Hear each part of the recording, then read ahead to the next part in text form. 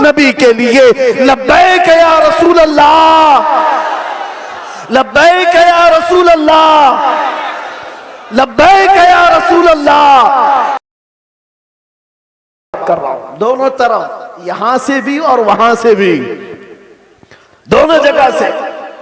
اور ان سیٹھوں سے بھی میں کہتا ہوں جن کو اللہ نے تھوڑا مال دیا ہے، تم اپنے مال کا غلط استعمال نہ کرو۔ اور کسی کے پاس مال آ گیا ہے تو سب سے پہلا وہ کیا کام کرتا ہے؟ علماء پہ حکومت جمانے کی کوشش کرتا ہے۔ وہ چاہتا ہے کہ سارے مولانا میرے اشارے پر چلے۔ یہ سارے سیٹھوں کا مزاج بنتا چلا گیا۔ مولانا صاحب مسجد میں وہی بیان کریں گے جو میں چاہوں گا، تمہارا دین چلاؤ گے کہ میرے مصطفیٰ کا دین؟ اور جن لوگوں کا ایسا مزاج بنے گا وہ میرے مصطفیٰ کی شریعت نہیں چلا رہے، اپنی طبیعت چلا رہے ہیں، ان کا ٹھکانہ بھی بہت برا ہوگا، وہ انجام سمجھ کر کے چلے۔ مال آنے کے بعد، پیسہ آنے کے بعد علماء کی زبانوں کو روک لگانے کے لیے اپنے مال کا، اپنے پاور کا استعمال نہ کریں۔ ہاں ان سے ریکویسٹ کریں، التجائیں کریں کہ آپ اس موضوع پر کہیں، اس موضوع پر، لیکن بندشوں کے ساتھ۔ ارے کتنے تو ایسے ہیں، ہمارے پاس ایک معاملہ ایسا ابھی دور دراز کے علاقے کا آیا، ایک امام صاحب کو حق بیانی کرنے پر ان کے کپڑے پھاڑ دیے گئے، ان کو مارا گیا، منبر سے اتارا گیا۔ کس وجہ سے؟ کہ ان کی طبیعت کی بات نہیں کر رہے تھے مولانا، شریعت مصطفیٰ کی بات کر رہے تھے۔ تم سود کھاتے رہو گے اور علماء نہیں بیان کریں گے، شراب پیتے رہو گے علماء نہیں بیان کریں گے، چوری کرتے رہو گے علماء نہیں بیان کریں گے۔ اگر تمہیں تمہاری برائیوں کے بارے میں بتانے سے برا لگتا ہے تو ڈاکٹر کے پاس بھی مت جانا، وہ تمہاری بیماریوں کو جب بتاتا ہے تو کیا تھپڑ لگاتے ہو؟ جب تمہیں وہ کہتا ہے کہ تمہیں بخار ہو گیا ہے، پیٹ میں السر ہو گیا ہے، تو کیا تھپڑ لگاؤ گے؟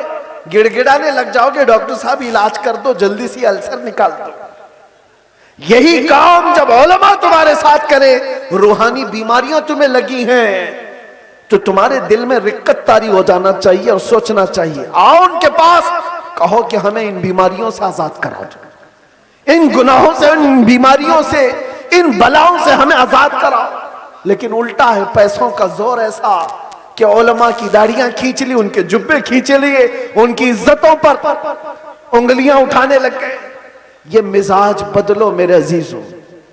اور آج جلسوں کے سلسلے میں ایک اور بات میں کہہ کے جا رہا ہوں، انتظامیہ جتنے جلسے کرتے ہیں، باہر سے آنے والے شاعر، باہر سے آنے والے مقرر، یہ سارے اپنی جگہ پر، تم اپنی مسجد کے امام کو اگر خوش نہیں رکھ سکتے تو ان جلسوں کو کیا حاصل ہے؟ ان جلسوں کا کیا حاصل ہے؟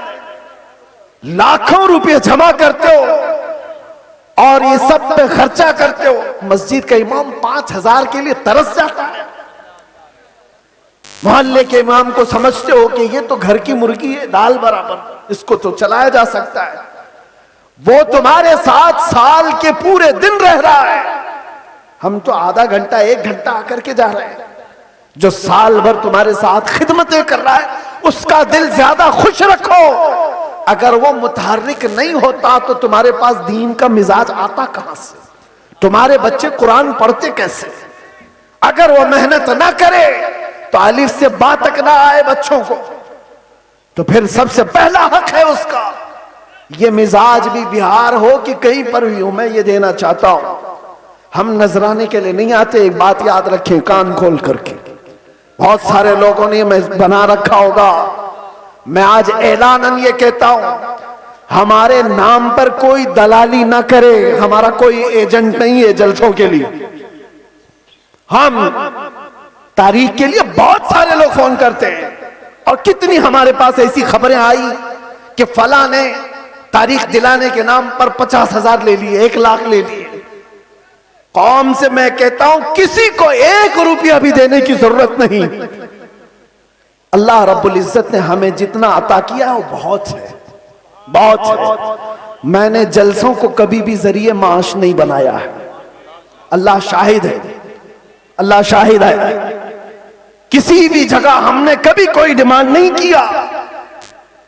ہاں خوشیوں کے ساتھ محبتوں کے ساتھ لوگوں نے جو دیا رکھ لیا الگ بات ہے. کبھی کسی سے تقاضا کیا ہو تو میرے سامنے کھڑا ہو کر کے بتا دیں. کبھی نہیں. یہ بات اس لیے کر رہا ہوں کہ اللہ تبارک و تعالیٰ نے جو عطا کیا وہ بہت ہے. ہم اپنے پیسے سے سفر کا خرچہ بھی نکال سکتے ہیں اور آ کر کے بغیر کسی چیز کے جا بھی سکتے ہیں. ہمیں کسی چیز کی حاجت نہیں. لیکن آج سے میں کہتا ہوں مقامی علماء کو پہلے خوش رکھو. اگر وہ خوش رہے تو دین کا مزاج بنا رہے. اور اگر ان کو اس حالت میں رکھے ہو کہ ان کو دیکھو تو لگے کہ یتیم ہے, بے سہارا ہے, لاوارث ہے, کس نے ان کی حالت بنا رکھی ہے؟ یہ جیبوں پر لوگوں کی نظر کیوں ڈالنے لگ گئے؟ تم نے خوش نہیں رکھا. تنخواہوں میں کٹوتی ایسی کرتے چلے گئے کہ ان کو ایک ایک پائی کے لیے ترساتے رہ گئے. میں جانتا ہوں کئی امام ایسے ہیں جو مسجد کے دیے ہوئے چھوٹے سے گھر میں اپنی پوری زندگی گزار کر چلے گئے. مدرسے میں مختصر سی تنخواہ پر 40 سال پڑھاتے رہ گئے. یہ سارے خدمات ان کی اپنی جگہ پر. ہاں کچھ لوگ اگر بگڑے ہوئے ہوں تو علماء سو ہو سکتے ہیں, میں ان کی وکالت نہیں کر رہا ہوں. قوم کا مزاج بدلنے کی بات کر رہا ہوں. قوم کا بھی ہمیں بلانے کی کوئی حاجت نہیں. ہم اپنی جگہ پر بیٹھے جہاں سے تقریر کریں گے پھیل جائے گی, آ جائے گی آپ تک. ممبئی میں کھڑے ہو کر کے جمعہ میں خطاب کرتے ہیں تو پوری دنیا میں پھیلتی ہے, آ جاتی ہے. ہم صرف اور صرف بڑے اصرار کی وجہ سے آ جاتے ہیں. ہم یہ نہیں چاہتے کہ آپ کا مال ضائع ہو, برباد ہو. آپ یہ سارے مال کا جو صحیح استعمال ہے وہ اہل سنت و جماعت کی مضبوطی کے لیے ہی پر لگا. یہ کیا مزاج ہے بنا رکھا ہے؟ بہت ساری فارمیلٹیز ہم دیکھ رہے ہیں. نعت خوانی بھی نوٹ خوانی کی طرح, جس کو دیکھو اس کو پیسوں کی طلب میں اگر نعت پڑی جاتی ہے تو وہ نعت نہیں رہتی ہے. وہ نعت نہیں, اس سے عشق مصطفیٰ نہیں آتا. عشق مصطفیٰ تو وہ ہے. آج سے تقریباً 70 سال پہلے میں نے پہلے ایک میگزین آتا تھا ماہنامہ المیزان, اور استقامت ماہنامہ استقامت, اس میں ایک چیز لکھی ہوئی تھی. بڑے علماء بیٹھے ہوئے تھے, ایک شاعر نعت مصطفیٰ پڑھ رہا تھا اور اس کے شعر کا مفہوم ایسا کچھ تھا, ایک طرف کعبہ ہے ایک طرف گنبد خضرا, درمیان میں میں ہوں, ادھر جاؤں کہ ادھر جاؤں. 18 مرتبہ اس نے ایک ہی مصرع پڑھا. 18 مرتبہ.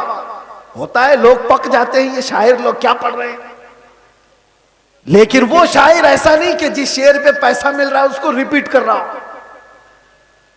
جس شعر پہ پیسہ ملے اس کو بار بار پڑھتے جاؤ, نہیں, کوئی نہیں. وہ علماء کی محفل تھی. 18 بار جب پڑھا اس کے بعد غش کھا کر گر گیا. علماء اکرام بیٹھے ہوئے, وہ اٹھانے کے لیے آئے تو دیکھا ان کی روح پرواز کر چکی تھی. یہ نعت مصطفیٰ ہے. پہنچا وہیں پر جس کی مدح سرائی کر رہا تھا, اور یہاں تو لوگ ہلڑ بازی کر رہے ہوتے ہیں. یہ نعت نہیں ہے. نعت خانی کو نعت خانی رکھو, نوٹ خانی مت بناؤ. تمہارے پیسے سنبھال رکھو. دینے کا اتنا شوق ہے تو بعد میں کیوں الگ سے لے جا کر کے نہیں دیتے؟ یہ اچھالنا کیا ہے؟ یہ مجرا کرنا کیا ہے؟ یہ تمام چیزیں کیا ہیں؟ لوگوں کو دیکھا گیا ہے ان کے پاس گڈیاں ہیں, وہ ایک ساتھ دینا نہیں چاہتے, چھٹے چھٹے نکال کر, تاکہ پوری دنیا ان کے مال کے نظارے دیکھے. وہ اپنی تمام چیزوں کی نمائش چاہتے ہیں. میرے عزیزوں, اس ممبر رسول کو ان تمام چیزوں کا کھیل نہ بناؤ. یہ پاک ممبر ہے. بزرگان دین نے جیسا اس ممبر کو رکھا تھا ویسے ہی رکھا جائے. میرے ایک استاد فرمایا کرتے تھے جلسے کے 3 رکن ہوتے ہیں, یاد رکھ لیجئے. 3 رکن ہیں, ایک انتظامیہ, ایک اسٹیج کے مقرر, یہ 2 گئے. تیسرے آڈینس, سننے والے لوگ. تینوں کے اندر اگر اخلاص ہو تو اس جلسے کی دھمک پوری دنیا میں پڑ جائے. اخلاص ہو تو اس کے اندر طاقت اور پاور بڑھ جائے گا اس جلسے کے اندر۔ اخلاص کیسے؟ جلسہ کرانے والوں کا بھی اخلاص ہو کہ ہم اللہ اس کے رسول کی رضا کے لیے کر رہے ہیں، کمپٹیشن کے لیے نہیں، پیسہ جمع کر کے کھانے کے لیے نہیں، جلسہ کیا تو باقی کا پیسہ ہضم کر لیا اس کے لیے نہیں، اخلاص ہو۔ دوسرا رکن یہ مقررین کا ہے، وہ پیسہ لینے کے لیے نہ آئے ہو، وہ اللہ اور اس کے رسول کی بات قوم تک سنانے کے لیے آئے، ان کے دل میں اخلاص ہو۔ تیسرا، سننے والے بھی سرکس دیکھنے نہ آئے ہو، انٹرٹینمنٹ کرنے نہ آئے ہو، وہ اپنا گھر بار چھوڑ کر کے اللہ اس کے رسول کے لیے آئے ہو۔ جب یہ تینوں ارکان میں اخلاص ہوتا ہے تو وہ جلسہ پاورفل ہو جاتا ہے، روحانیت سے بھر جاتا ہے، پھر وہاں سے کہا ہوا ہر جملہ طاقتور ہوتا ہے، ورنہ ہزاروں جلسے کیوں نہیں فائدہ دیتے، کیوں نہیں دیتے؟ کہیں تو کوئی مسٹیک ہے، کہیں گڑبڑ ہے، ان کی اصلاح کی ضرورت ہے۔ کمپٹیشن میں جلسے نہ کرو، تاریخ لینے والے لوگوں کی قطار ہے، یہاں بھی بہت لوگ آئے ہوں گے، پہلے ملے بھی اور اب ملنے والے بھی ہوں گے، ان سے بھی میں کہتا ہوں ایک علاقے میں اگر کہیں ہو گیا تو سارے ساتھ مل کر کیوں نہیں ساتھ دیتے؟ نہیں حضرت ہمارا گاؤں الگ ہے، ہمارا گاؤں الگ، اسی گاؤں میں تاریخ دو، نہیں حضرت ہماری کمیٹی الگ ہے، کمیٹی بھی الگ کرنا چاہتی، گاؤں بھی الگ کرنا چاہتا ہے، کس لیے؟ میرے عزیزو اخلاص پیدا کرو، یہ دینی کام دکھاوے کے لیے نہیں ہوتے، یہ دینی کام اخلاص کے لیے، اللہ کے رسول کی اس شریعت طاہرہ کی حفاظت کے لیے۔ بہرحال میں نے جو کچھ بھی کہا آپ لوگوں کے مزاج سے ہٹ کر کے کہا، ہو سکتا ہے کڑوی لگ جائے بات، لیکن بیماریوں کی دوا کڑوی ہوتی ہے، بخار کی گولی کڑوی ہوتی ہے، نگل جاؤ تو فائدہ ہے، اگل جاؤ تو بخار بڑھتا جائے گا۔ اس لیے علماء ربانین، جلسے کے منتظمین اور عوام الناس سب کے لیے میں نے یہ بات کہی ہے، اللہ تعالیٰ سب سے پہلے ان سب باتوں پر مجھے عمل کی توفیق عطا فرمائے اور ساری قوم کو عمل کی توفیق عطا فرمائے۔ میرے عزیزو اخیر میں آؤ میں اپنی گفتگو سمیٹتے ہوئے یہ بات کہوں گا، اب اس دنیا میں ہماری بچی ہوئی زندگی میں کچھ بھی نہیں رہنے والا، سب چیزیں چھن جائیں گی، ایک چیز باقی رہے گی، وہ قبر تک بھی رہے گی اور حشر میں بھی رہے گی، وہ چیز ہے جس کو میں نے کہا جان ہے عشق مصطفیٰ، روز فضو کرے خدا، جس کو ہو درد کا مزہ ناز دوا اٹھائے کیوں۔ نوجوانوں اس بات پر اپنی زندگی گزارو، تمہاری اپنے شوق نہیں چلیں گے، تمہاری اپنی خواہشات نہیں چلیں گی، تم اپنی مرضی سے یہاں پر نہیں جیو گے، اس لیے کہ زندگی تمہاری اپنی نہیں ہے، زندگی یہ نہیں کسی کی کسی کے لیے، زندگی ہے نبی کی نبی کے لیے، نہ سمجھ مرتے ہیں زندگی کے لیے، جینا مرنا ہے سب کچھ نبی کے لیے۔ لبیک یا رسول اللہ، لبیک یا رسول اللہ، لبیک یا رسول اللہ، وآخر دعوانا ان الحمدللہ۔